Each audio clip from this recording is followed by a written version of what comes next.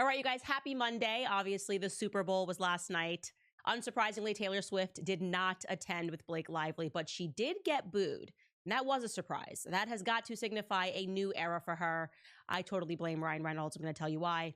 Also, speaking of the Deadpool devil, you are not going to believe this, but his feelings surrounding the creation of the Mr. Nicepool character, aka Justin Baldoni, were captured and recorded in a book. He spoke about why he created this character, and it's extremely dark. It is truly dark to read this. You're not going to believe it.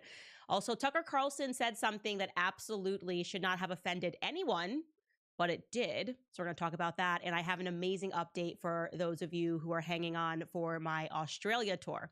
All that coming up on Candace.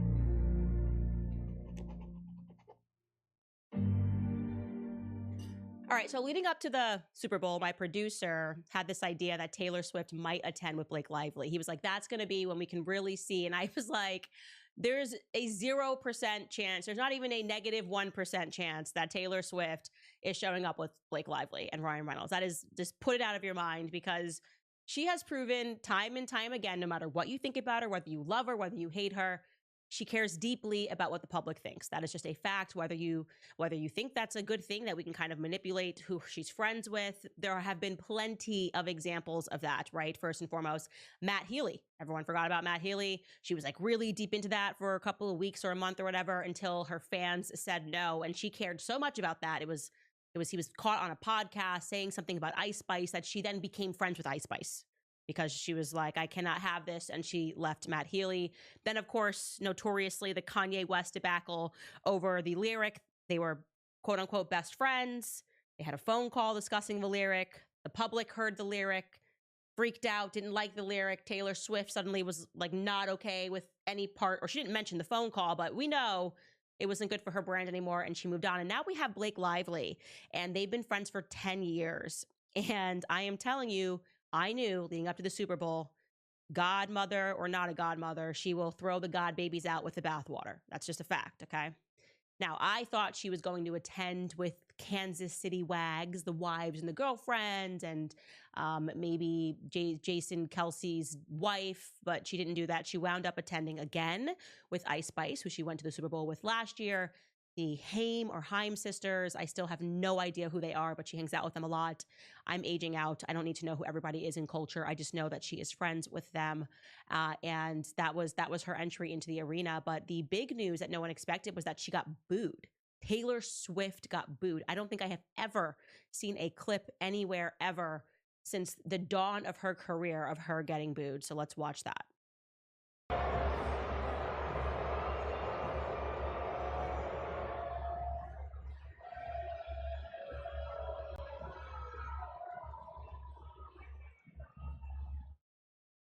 Okay, first off, shout out to Ice Spice. I like this look on her a lot better than the look that she had last year. She looks a lot better. Never want to be a hater. Secondly, you can see she's quite startled by this. A lot of people enjoyed it. I think no matter what, getting booed in a stadium, it just doesn't feel good. You know, a little piece of me does feel very bad, because it's super embarrassing. Like I said, no matter how famous or how rich you are or how secure you are, getting booed like that in a stadium it's embarrassing. It just is. And I think it's leading to a lot of questions rather than people debating or being like, I'm pro Taylor or anti Taylor. It's a cultural moment that should be discussed, which is why was Taylor Swift booed? She's coming off of her Eras tour. She is arguably one of the top 5 most famous people in the world. And some people rushed in and said, oh, that's just the nature of football.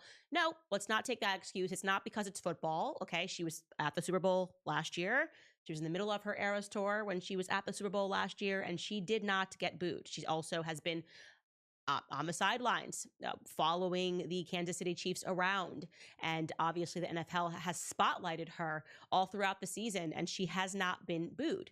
Some people say, well, it's because of politics. Well, that doesn't make sense either, because Donald Trump was there, okay? And he received a roarous applause, despite the fact that people have strong feelings against him. And, of course, everywhere he goes, there's going to be a chance that some people don't like him. And so I don't accept any of those excuses. And I think something else is happening. And I think what could be happening is that the world is starting to register some Taylor Swift fatigue. Okay.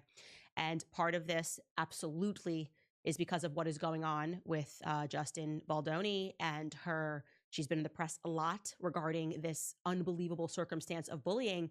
And even though we can't say that Taylor Swift is guilty, right? And she's doing everything to basically signal to the media, I will never speak to Blake Lively again. Please do not drag me into this lawsuit. I do think that what's happening is there's something that's starting to emerge about Taylor Swift. And I would call it almost the brand versus the person. And I'm super keen to hear the Swifties on this because even, like I said, the Swifties really want to get to the bottom of this Justin Baldoni case and understand what was Taylor Swift's involvement. They're not hot-headed right now. They're not like, well, Blake just used her. And in fact, people aren't liking the excuse that Taylor Swift is once again saying that she's been used, right? And I think people are asking questions like, how much of the brand of Taylor Swift, this nice girl who helps out people, is real? Another obvious question is, why was she so close with Blake Lively and Ryan? Because whether we know how much she contributed to this case, or whether we get answers to how much she contributed to this, we can all ask a realistic question, which is, okay, why were you friends with these monsters? Right? We all agree that Ryan Reynolds is a monster, and you're going to think even worse of him when I show you this, something that he wrote, or he was recorded as saying, rather, in this book about Justin Baldoni. Nice pool, but you are the company you keep. Okay, you are aware of Blake Lively's personality. You were aware of Ryan Reynolds' personality. There's a reason why the first time Ryan Reynolds even texts with Justin Baldoni, he drops your name. You've been all around speaking about how close you are with them, how much you love them, how much you adore them. You said yes when they asked you to be the godmother. I can't accept that you didn't know this is how they behaved. I won't accept that. I think that's an element of this. And then it leads you down, I think, a path where you go, okay, well, has every ex really been so terrible with Taylor Swift? Was Calvin Harris lying when he said that she operates behind the scenes? I'm summarizing, but he was basically like, I know your moves.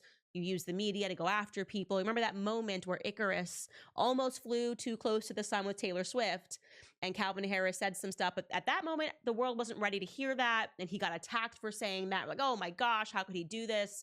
And he was basically saying she's playing a media game. Are people starting to go back and revisit that? Is she really always just being used and being treated terribly? Or should we accept some of the lyrics in her songs when she tells us that she's the author of a lot of that she controls things behind the scenes? Is that just being art? Is she just using art and imagining herself as that person? Or is Taylor Swift a media empire that is able to get out a narrative regarding various topics? And those narratives are sometimes not always in line with the truth. Are people getting Taylor Swift fatigue, I would say, is the question, okay? And my producer getting into the presentation of her versus the reality of who she might be, my producer pointed out something that is incredibly interesting that we should have picked up on and discussed before, okay? Back in 2016, notoriously, Kesha accused Dr. Luke of sexual abuse. And there was this image of her, which was plastered everywhere. It was just like at the beginning of the Me Too movement, of her in the back of a courtroom crying when a judge decided that she was not able to simply, leave her contract with Sony. And I think Dr. Luke owned 6 albums. She hadn't delivered them, and she was crying. And just that picture, without people really knowing the facts of the case, got people to react. And suddenly all of these celebrities started donating to her legal fees. And one of those celebrities, by the way, was Taylor Swift. She instantly jumped in 2016 and donated $250,000. And she had her team make a public statement. A representative for her said, quote, in a show of support, Taylor Swift has donated $250,000 to Kesha to help with any of her financial needs during this trying time. Okay. They want to take this place from us. Where are you headed? Montana. Family needs me. I'll destroy everything they fought for. I'm praying Spencer can get here. Fine. And I want to also be clear, it's not the first time that she did that. Way back in 2013, and I, by the way, to this day will say I believe this happened to Taylor Swift, like she was telling the truth 100%. Remember you had that weird, creepy radio guy who like grabbed her butt. And you can see it here. And there's just no way she took this guy to court for 4 years because it didn't happen. Like she took a stance and was like, this is unacceptable, kept him in court for 4 years. In 2017, she wins the court case for $1 because she just wanted to send a message about how what he did was not okay. Very good. And then she decided to donate on top of that in 2017 to assault victims, right? Here is the headline in Reuters: Taylor Swift donates to assault victims group after groping win. Okay, so very happy to hear that. Then that instantly just makes us go, okay, well, wait a second. If all of that is how she reacts to sexual assault, do you mean to tell me that she then has a best friend of 10 years, okay? 10 years her and Blake Lively have been friends. And her best friend has selected Taylor Swift to be the godmother of her children, okay? They're all over the place together. They're being photographed. They're sharing each other's secrets. They're telling each other everything. They're basically branding each other together, going through relationships, a decade of friendships. Her and Ryan Reynolds, I think she said like Ryan Reynolds was like a brother to her or whatever it was that we covered when she was promoting Deadpool for him. And now we have December of 2024, and her best friend comes out and says, it happened to me too. You know, I was sexually harassed by Justin Baldoni. It's terrible. You're going to tell me these girls were not speaking about this all year, knowing what we know now, knowing that Blake has come out and said Taylor was with her every step of the way. She was with you every step of the way in the making of this movie, which means that you were speaking to her throughout this movie, talking to her about this horrific incident that happened to you. You're so close. And yet you drop this lawsuit and Taylor Swift elects to remain silent? You guys buying that? Are you guys buying that Taylor Swift would choose to remain silent if she thought or knew that the allegations that were being made against Justin Baldoni are true? No, you're not buying that. I'm not buying that. And here's what I want to say to you about that, because what it signals to me is that Brian Friedman needs to get this girl on the stand yesterday. I am telling you, he needs to depose Taylor Swift because she knows something. What it signals to me is that she maybe knew that Blake and Ryan were orchestrating a plan in order to take over this movie. Okay. I like I said, everything about what had happened as I was reading through this lawsuit just it reminded me of Taylor Swift in terms of the Deadpool stuff, like dropping an album, dropping all of these Easter eggs, saying all of these things on Instagram. It felt to me like a Taylor Swift album. And then we found out that she was close, like she was involved in all of this stuff. And I'm just going, what's going on? And it is actually the loudest silence in all of this is that Taylor Swift did not make a statement when that was filed. And she for sure would have known, given the nature of their relationship, that it was going to be filed. So what gives? What gives? Ironically, in the Dr. Luke situation, he may have been a guy before his time, but his defense was this sexual abuse did not happen. Rather, Kesha is making these allegations because she wants to change her contract. I'm saying that's just a little bit of irony here, okay? Anyways, moving on from that, Ryan Reynolds, if you have not seen him, he's been spotted out in public a few times in New York, also at an event. He now looks exceedingly thin. He's lost a lot of weight, showing that he is stressed. Again, I do not wish bad for him and Blake. I don't wish bad on anybody. I just want, I'm almost like asympathetic. I feel nothing for them. I have no sympathy for them. And I just want them to get what they have coming to them, which is for people to recognize who these people are. Okay. And so in an amazingly psychotic find, someone that I used to work with texted me this weekend, and we just like kind of get deep in the trenches together on like research stuff the whole time. We'll just get like obsessive about things. And she randomly texted me and she informs me that Ryan Reynolds actually has a book that is published. It's not like he didn't write the book, but essentially, and this is some Comic-Con stuff, guys, like literally like if you're deep into Marvel Universe or DC Universe, you may know about these things. I definitely did not know about these things, but they create these books essentially about all of the movies, and they're sort of these art books. This one's called Marvel Studios Deadpool and Wolverine, the art of the movie. I know there's going to be someone watching this that's like very into the comic universe stuff, and they're going to be like, Candace, you're describing this wrong. I'm doing my best, okay? Essentially what that is, it's a gallery of never before seen artwork, which is the description, and exclusive lithographs and in-depth interviews with the creative team. So these are created by going to the team, speaking to the characters, and asking them, people that have made this movie, essentially the original artwork, the lithograph, whatever, and then saying like, tell me how and why you created this character. And so they sit down with these characters and the people that created them, and they ask them questions. And I am scared. I am so scared. So I'm going to read you directly what Ryan had to say when they sat down with him to discuss Nice Pool. Okay, I'm going to show you this, and then I'll give you the exact quotation. You can pull this up. This is from the book. I ordered it. This cost me $80. I spent $80 on this so that you don't have to. It doesn't arrive until tonight, but I was able. She was able to. She found it actually on like a super niche YouTube page of somebody who just goes through these like Marvel art books or whatever. And she was able to screen grab it, and then I ordered it, but it doesn't arrive until 10 p.m. tonight. Darn you, Amazon. I needed it for the show by today, but it's okay. Anyways, it says, in one respect, Nice Pool is everything Deadpool wishes he was. Reynolds says, you know, easy, breezy, gorgeous, hair, normal face, gold-plated 50 caliber Desert Eagle pistols, and this beautiful suit. But the thing that Deadpool is most covetous of is, of course, Dogpool. Okay, just pausing there. Okay, so he is saying, now that we understand what this character was created for, is that as Ryan Reynolds, actually, who I want to be is Justin Baldoni, right?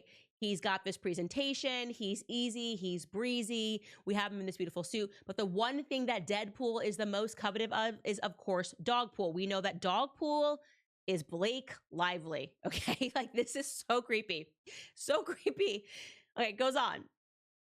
This finance prodigy torched his million-dollar career at a big bank on Wall Street to go all in on an unknown technology. So Nice Pool initially just existed to serve the purpose of introducing Dogpool, but then it evolved and it grew.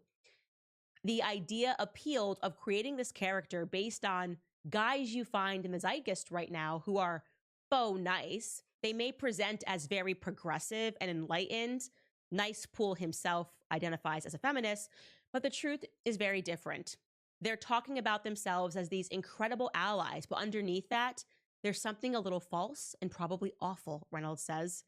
I liked that this guy was kind of paving over all of this shit-headery, pardon my language, with his esoteric hot yoga, chakra balancing nonsense and his little top knot and all that stuff. So we plant this seed early that he's a little fake spiritual, but he also may be the kind of piece of shit. It just allows us to not feel too bad about taking his life brutally. End quote. I'm like, what is going on? Like, we created this character so that I could kill him. We created this character and we were planting the seeds early that you shouldn't like this character, so at the end we could overkill him. We showed you, like, I think I showed you on my Instagram, was you couldn't show you like how many times he shot and kills Nice Pool. And it's funny because my editor said to me when I watched the movie, it was weird because Nice Pool seemed nice. And then there was this just scene of him just killing him. And there's no way to look at this other than to recognize that Ryan was living out his fantasy of killing Justin Baldoni via the movie Deadpool. And there is like no way to normalize that or to excuse that. He was living out a fantasy of killing Justin Baldoni. Like, that's the reality, okay? He wrote about this down to like his hair somehow Justin Baldoni was driving him insane. He talks about everything Justin Baldoni speaks about on his Instagram. I told you when I crawled through it. I mean, there's just no question that this character that he created late in the day, which we went through the timeline, he added, like, tacked all of these scenes on late in the day when principal filming for photography party was already over. And then he's like, let's get the gang back together so I can fantasize about murdering Justin Baldoni. Very, very strange. Makes me uncomfortable. Kind of reminds me of, like, for people that were watching Deadpool, it's kind of like when I was 13 and you're listening to Eminem and you're like, yeah, Slim Shady, it's amazing. He's going to kill Kim. He's going to kill Kim. He's going to kill Kim. And then you get older and you're like, is Kim okay?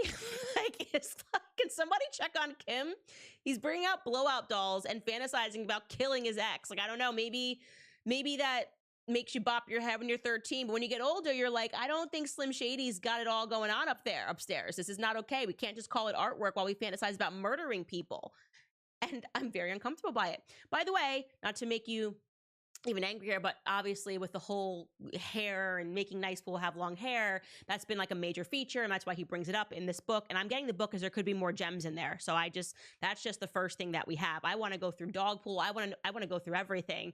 But you should know that Justin Baldoni's like phase of having really long hair, which deeply upsets Ryan on some sort of a spiritual level, was not something that he grew out in an effort to reinforce a stereotype. Like, yes, my cousin does like a little bit of kombucha. I actually don't know if he does. I feel like he does. And I do think that he is a stereotype in many of those ways. But his hair, he actually grew out to donate to children with cancer. He documented that. He was growing it out because he wanted children with cancer. You have to get it to a certain length if you do that. And then he chopped it off in April of 2023, right before they began, or the same month they began principal photography on It Ends With Us. And his hair had obviously gotten long enough. So here is the video of him explaining to his kids that this is going to children who have cancer, just in case you needed more of an excuse to really strongly dislike Ryan Reynolds.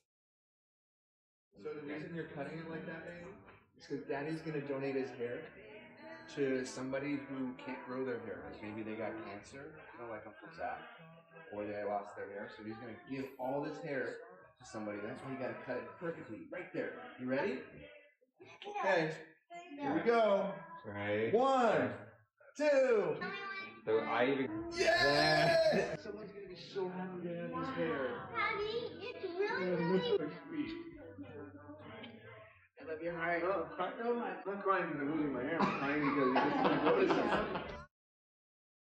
it. So there you have it. So I have this theory because what Ryan does is so by the book narcissistic abuse. It's not that it's unusual for Deadpool to have a nice pool. The character existed. He then turned the nice pool character into Justin Baldoni and turned it into basically however he felt his insecurities about Dogpool being Blake Lively. That was made very clear once you were able to kind of go through his text messages and get a sense of the situation, right?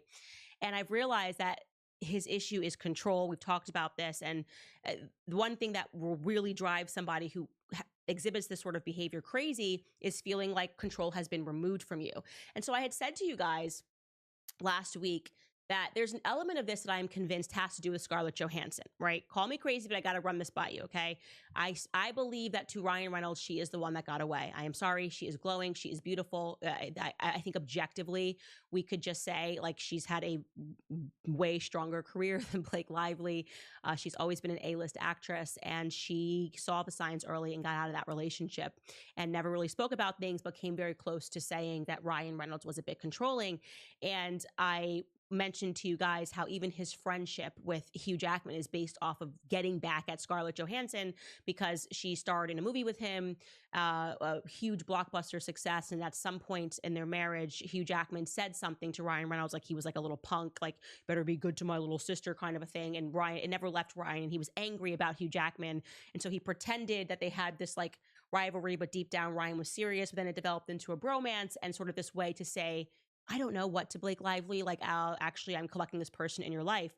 And I just found it to be very strange that we then learn that Ryan Reynolds is going through this exhaustive effort to get Wayfarer Studios blackballed from Hollywood at the same time that it is like announced, we learned this obviously, that Scarlett Johansson is having her directorial debut in the Eleanor film. I'm forgetting the name of it. It's like Eleanor. I don't know why. Eleanor the Great.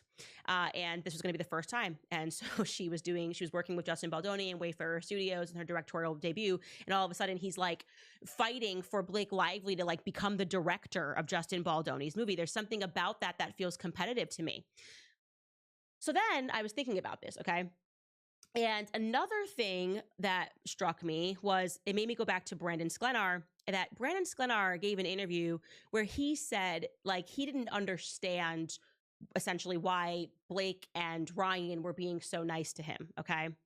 And I was like, what was his involvement? I think genuinely an element of this narcissistic abuse is that he love bombs people. And they don't realize that they are all a part of like Ryan's web of trying to get back at somebody else. Like, I think they knew their end goal was to take over this movie. And so they loved bomb the young Lily Bloom, which was Isabel Ferrer. They love bombed Brandon Sklenar with like, oh, we're just gonna be the most amazing couple. We're gonna take you to these Wrexham games. And they love bombed Liz Plank. Oh, you would be perfect for my documentary that we're doing on soccer. I don't know why you would be perfect, but you would. You are exactly who we're looking for. So they find people in the orbit and they bring them in essentially with surrounding them with A-listers and, surrounding them with money or whatever it is that that person wants. I think Brandon Sklenar at this time, interestingly, I'm not suggesting anything, but he did sign a deal with WME. Prior to, he was not with one of the big wigs. He wasn't with WME or CAA.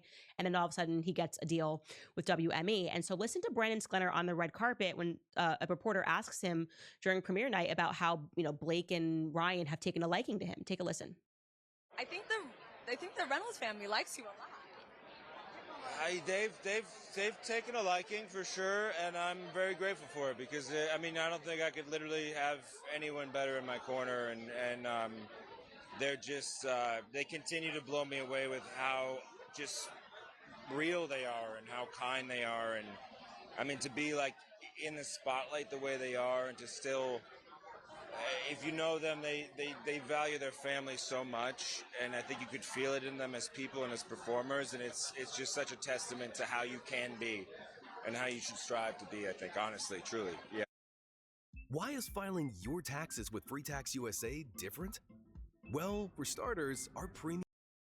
Now that we know what they were doing behind the scenes, to hear him give this sort of raving review is quite strange. But again, their target is Justin Baldoni, so they have to be amazing to everybody else.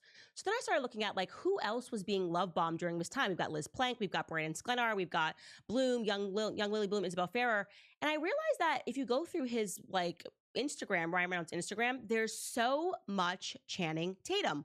Out of nowhere, we got Channing Tatum everywhere.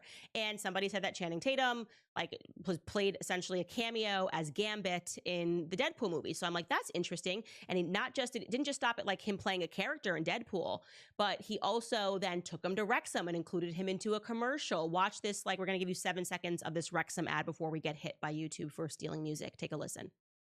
All right, boys. Your bosses are not happy with your celebration dances. So, drink up. Try to keep up.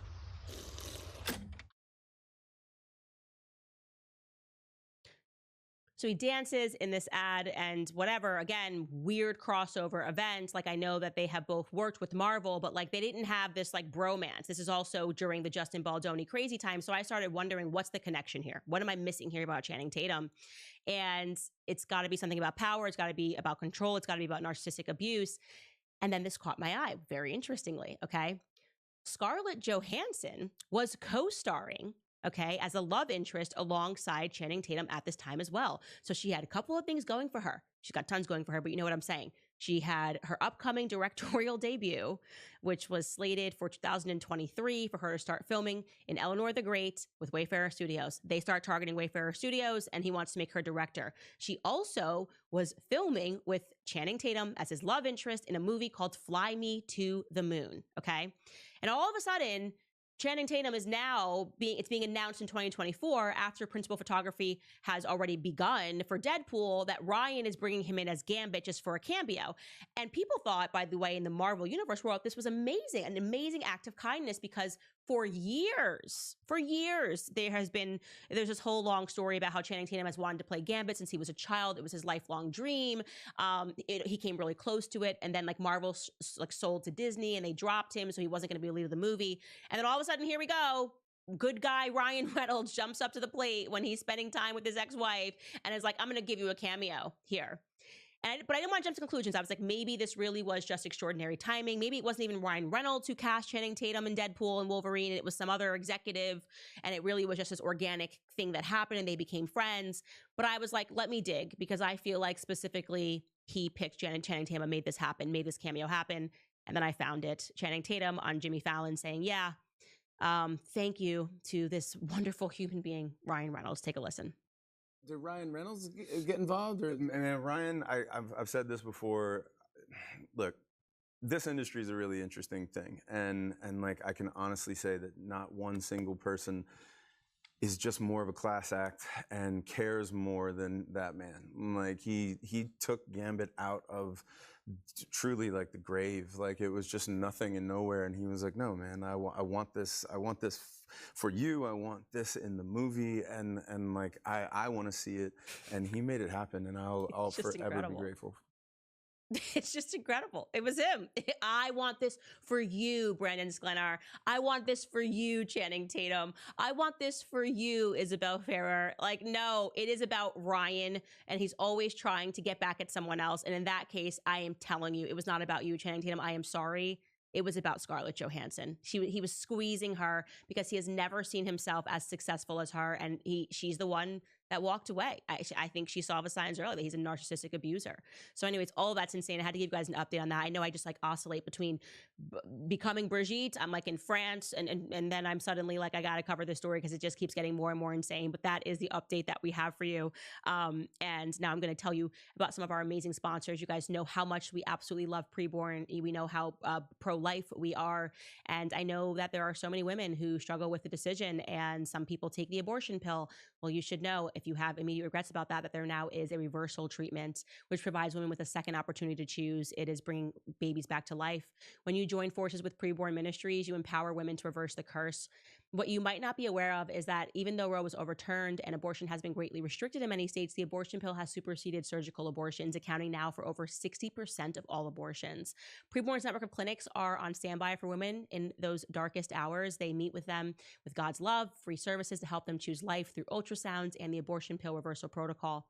Preborn has rescued over 300,000 lives. You can start this new year right by supporting life and by donating to Preborn today.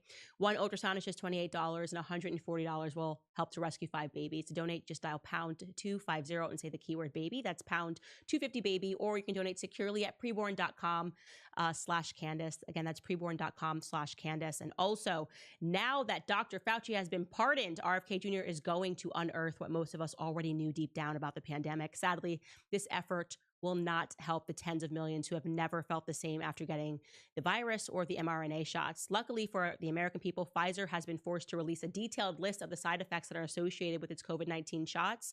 One of the less severe but common side effects is long COVID syndrome, a condition that leaves people feeling brain fog and chronic fatigue and shortness of breath. Well, the wellness company makes it easy for you with their new long COVID syndrome support.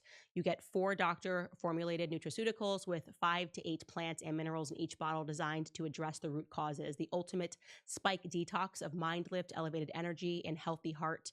Dr. McCullough with the wellness company recommends a durable recovery through the holistic health. You can explore more targeted solutions like long COVID syndrome support. Right now, my listeners will save $34 off their order plus free shipping when you head to twc.health/Candace and use code Candace at checkout. Again, that's twc.health/Candace, and you can use promo code Candace today. All right, got to get into this like weird debate. We're in a weird time. Everything is a new era. We're just in a new era. I don't know what era it is that, you know, Taylor Swift is getting booed. I don't know what era it is that I'm finding myself agreeing with people on the left about a lot of things and disagreeing with some people on the right about some things. Yes, I love this game. iXL is actually a learning app, but it's so fun he calls it a game.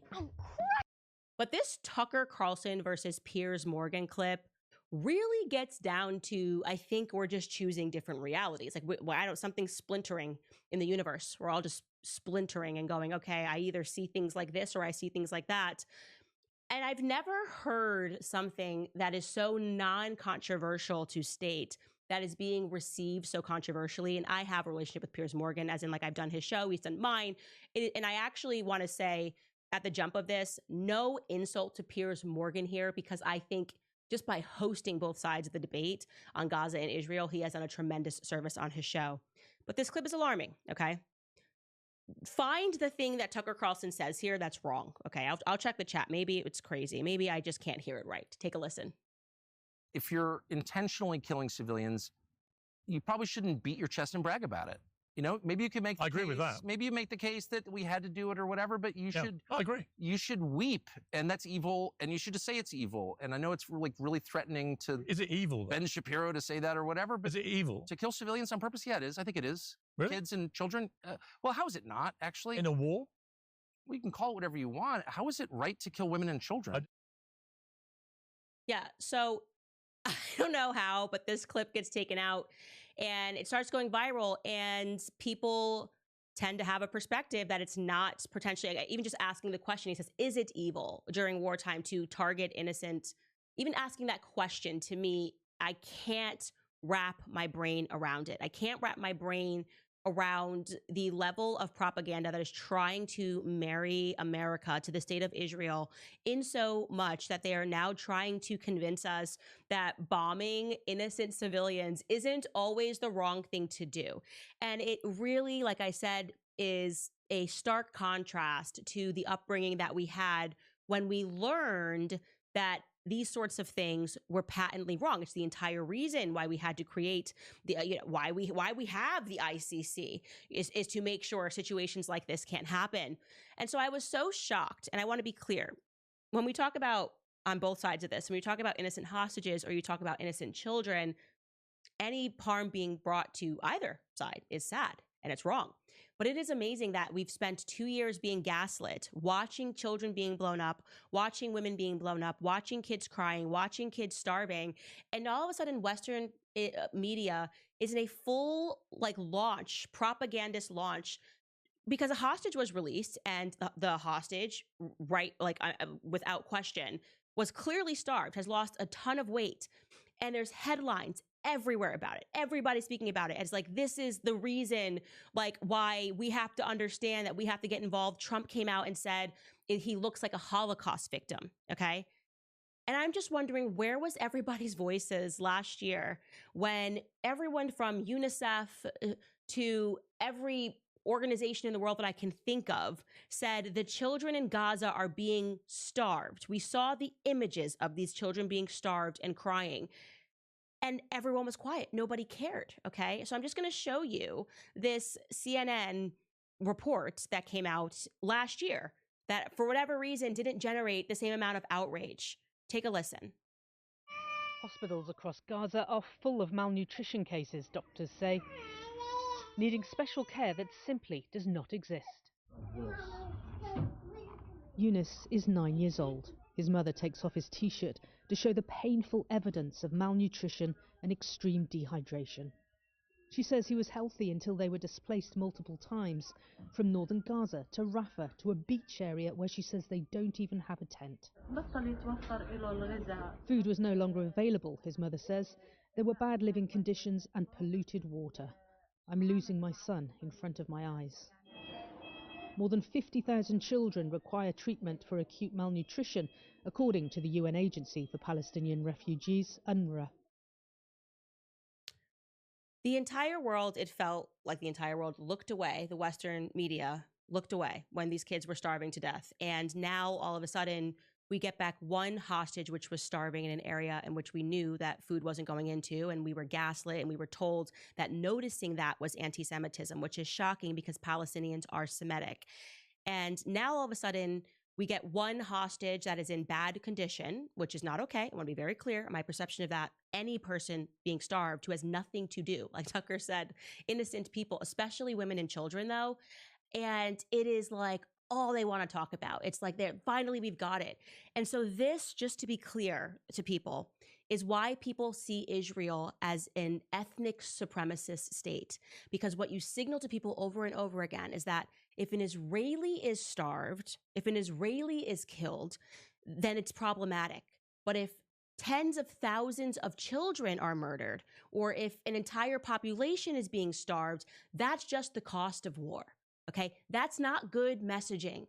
And there is no amount of social engineering and propaganda that is going to convince me that what happened to the Gazan children is okay. So I've chosen the reality wherever Tucker Carlson is, where we can just plainly call things evil, and we get to say that there's something deeply wrong with our media for trying to turn us into supremacists and for recognizing that what's happening over there is an evil, as we talk about these children like they're just like real estate, like they're a real estate deal. There's no amount of propaganda that's going to transform that. And so this, by the way, is a perfect time to tell you an amazing update for those of you that knew. I'm going on tour in New Zealand and I'm going on tour in Australia. Well, the bad news is that we have to bump that tour to the fall, but the good news is the reason why. So as you guys knew, Australia last year, I had a ton of groups, the ADL, everyone coming after me for saying these plainly obvious things that are just not able to be, in my opinion, argued or manipulated about we needing to protect innocent children. And I did, when I was scheduled to tour in Australia, before I even applied for my visa was rejected publicly, again, before I applied, by their minister, Tony Burke. He said I won't let her in because the Zionist Federation of Australia leaders basically said that I was extreme and that my visa should be canceled. It couldn't have been canceled. I didn't have a visa yet. Long story short, when we actually did apply, it was Tony Burke put his hand in and said, you can't come into this country. And he called me everything. Like, it was a stunning document in which I was being accused of being an Islamophobe, an anti-Semite, a racist against Black people. I mean, you name it, a self-hating misogynist. It was all in there. Basically, he wanted people to know there's no one I like at all, and that's why I couldn't come into the country. And also, I want to be very clear and even that when we submitted my application, there were also Jewish groups that disagreed with that. So it wasn't just like they disagreed with the Zionist Federation and said, even though I don't like her and I don't like her stance on Israel, she should have a right to speak. So it was, being argued on both sides. But we appealed our case, to the High Court, which is essentially their Supreme Court. And we just heard back that the full bench wants to sit this, meaning the entire court, rather than just getting a judge or getting someone to hear it. They're not only accepting this case, but the full Supreme Court, if you will, of Australia is going to hear this case, which will be coming up soon. And so that case, if you would like to follow it, which is something that I'm deeply honored that I am going to be the subject of this case. I won't be able to be there for the actual court case because I can't get into the country, but it is Candace Owens-Farmer versus the Minister of Affairs versus the Commonwealth of Australia. And so we are going to bump our tour, hoping that they return this decision on this most crucial decision on free speech in our favor. Obviously, we don't know what's going to happen, but we are going to bump the tour until the fall. And so I just wanted to give you guys that update. No matter what happens, just to be clear, I have no regrets. If the cost of playing the game and pretending, I can go anywhere in the world as long as I pretend that I don't see children being bombed and starved and women crying and screaming and shrieking, I would rather not be able to move around the world. I just don't want to sell my humanity. I just agree with Tucker full-heartedly that evil is evil and that we should not be seeing ourselves as like, well, it's worse when an American dies than when somebody dies. Like, if one American dies, then we should murder 1 million Iraqis. Like, that's not how my brain works. Like, innocent Iraqis. Like, I don't think that way. I never want to think that way. I never want to bend the knee to evil, as I've said many times. All right, guys, I do want to get into your comments about all of this Baldoni stuff and what we're speaking about. And I do, by the way, I see people in the comments right now. I do want to say that there does seem to be this degree of, in order to defend what's happening in Israel right now, you have to blind yourself to evil. And it is strange. It is strange to see people that I deeply respect in politics not be able to say what Tucker said so plainly and so easily. Before I get into your comments, I do want to remind you guys about American financing, because I know the average person finds it difficult to keep up with monthly expenses. In most cases, there is little left at the end of the month to cover any extras. Most Americans aren't getting a big raise, expenses are up, and it's very hard to manage without using credit cards. But if you're a homeowner and you're frustrated with that cycle, you can make a 10-minute no-obligation call today to my friends at American Financing. If you're carrying a credit card balance each month with a rate in the 20s or even 30s, American Financing can show you how to put your hard-earned equity to work and get you out of debt. Their salary-based mortgage consultants are saving their customers an average of $800 a month. And if you get started today, you may not even have to make next month's mortgage payments. There are no upfront fees, so it costs nothing to find out how much you could be saving every month. So call American Financing today at 800-795-1210. That's 800-795-1210, or visit americanfinancing.net/Owens. That's americanfinancing.net/Owens. All right, guys, let's get to your comments. Second book, you can go to makehimasandwich.com. Gosh, guys, this was like, you have no idea the story behind this book. I've wrangled it from 2 publishers' hands, and I'm so happy that we will be that we are now in control of this book. And the timing it was just God's timing. Everything going on, the questions that we're starting to ask, I think more people kind of coming towards the middle and having stances and being willing to speak about this sort of radicalized feminism and being able to. I don't know that we could have done this book a year ago or 2 years ago. I don't think it would have worked, but the timing is right. And so we had already had planned to drop it Valentine's Day and to encourage everybody. It is available for pre-sale and it will be out late summer. So go to makehimasandwich.com and you will love that. Also, people are commenting about this new, yeah, of course, it's out. I told you guys, everything is fake and gay.